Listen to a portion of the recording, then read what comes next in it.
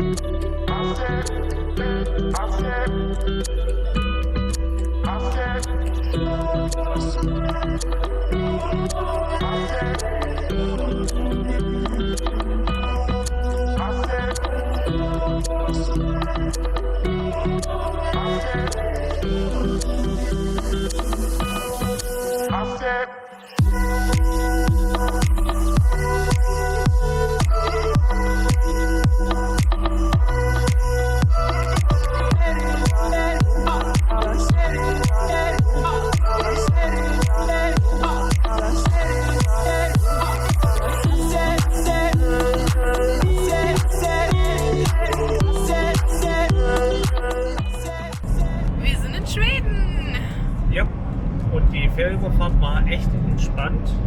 Das Schiff hat nur am Anfang mal kurz ein bisschen geschaukelt, aber sonst war es echt super entspannt.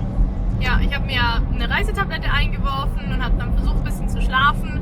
Es ging aber nicht, aber am Anfang hat es noch ziemlich geschaukelt und danach einfach gar nichts mehr. Erschreckend war nur, dass keiner eine Maske getragen hat und auch Social Distancing. Davon haben die Leute irgendwie nichts gehört, obwohl es überall dran stand und auch die Leute mit den Durchsagen nochmal darauf hingewiesen haben, dass man doch bitte Abstand halten soll. Das hat da einfach niemanden interessiert. Jetzt fahren wir zu einem altbekannten Platz hin. Wenn es klappt, wollen wir wieder am Vätern stehen, wo wir letztes Jahr zweimal standen.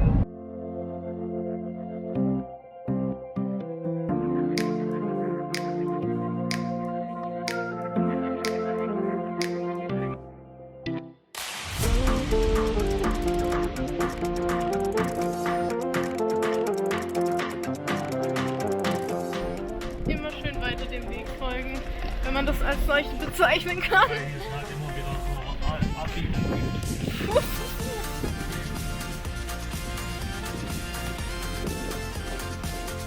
Leute, da werden Erinnerungen wach. Vor ziemlich genau einem Jahr waren wir hier. Und die Straßen sind seitdem echt nicht besser geworden, sondern eher noch schlechter.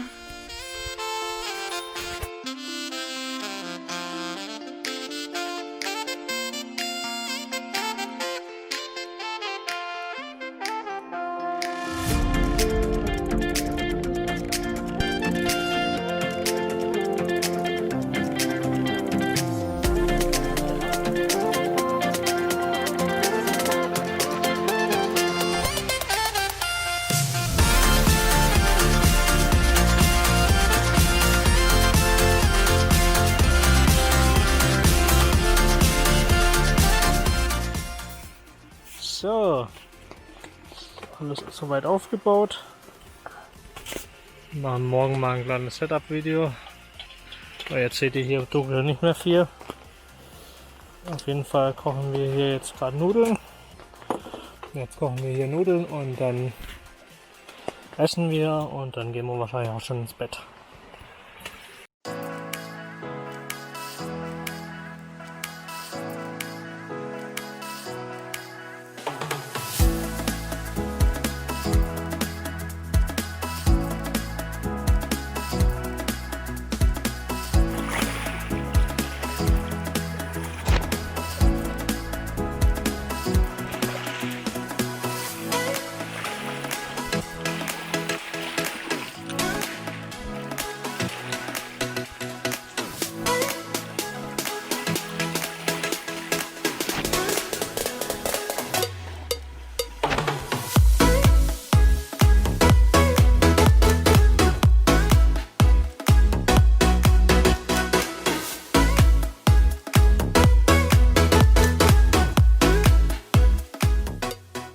So, das hier war der Zeltplatz von den Jungs.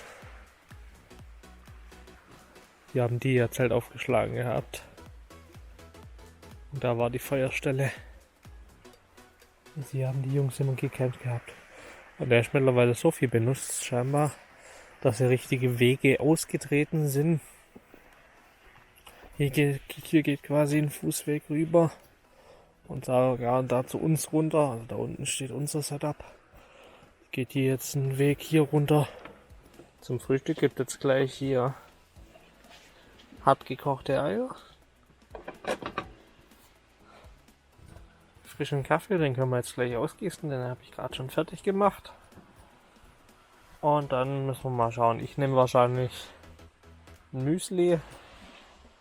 Was Izzy nimmt, weiß ich noch nicht. Warte, Schatz, was nimmst du zum Frühstück? Vermutlich Porridge. Porridge, okay. Also dann gibt's Porridge und Ei und Kaffee.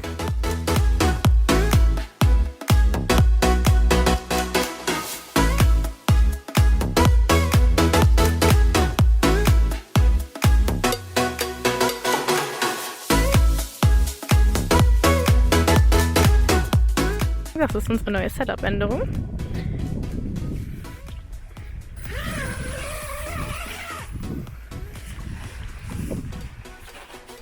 Wir haben ein Campingklo. Ich glaube, Fennec möchte angeln. Da müsst ihr jetzt versuchen zu angeln.